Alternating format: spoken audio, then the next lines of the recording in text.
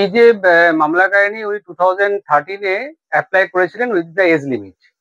তো সেই জায়গায় ওই 2013-এ কোনো টেট হয়নি, প্রথম টেট হয়েছিল 2015-এ, এবং সেখানে বলা ছিল যে 2013-এ যারা উইদিন দ্য এজ লিমিট থাকবে তারা 2015-এ বসতে পারবে।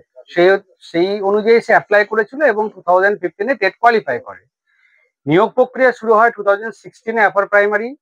সেক্ষেত্রে সে অ্যাপ্লাই করে, কিন্তু তাকে ওভারেজ দেখিয়ে তাকে রিজেক্ট করা হয়। আমরা হাইকোর্টে আসি এবং হাইকোর্টে ডিরেকশন দেয় যে যেহেতু রুলে বলা আছে যে 2013-এ যারা অ্যাপ্লাই করেছিল, টেটে অ্যাপ্লাই করেছিল এবং পরবর্তীকালে টেট হয়নি, তারা এজ বার কন্ডন করে এই সিলেকশনে পার্টিসিপেট করতে পারে, এবং তাকে ডিরেকশন দেয় যে ইন্টারভিউ প্রসেসে বসার জন্য।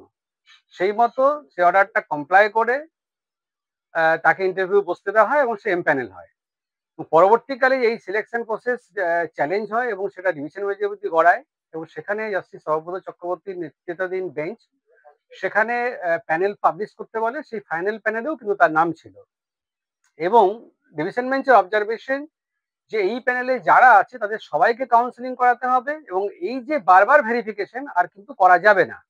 সেই মতো যেহেতু এই ভদ্রমহিলার ওয়েটেজ এবং তার মার্কস এতটাই হাই ছিল, প্যানেলে প্রথম দিকে তার নাম নথিভুক্ত হয় যে মেধা তালিকা, সেখানে সেই অনুযায়ী প্রথম কাউন্সিলিং যে 2024-এর নভেম্বরে সেখানে ডাক পায়। তো এসএসসি আবার সেম ইস্যুতে সেই কাউন্সিলিং এ যাওয়ার পর তাকে রিজেক্ট করে on the ground of average. আমরা হাইকোর্টে দ্বারস্থ হয়, মামলাটা দীর্ঘদিন শুনানি হয়। আজকে মামলাটির ফাইনাল রায় হয়েছে মহামান্য বিচারপতি বিশ্বজিৎ বাসুর কোর্টে।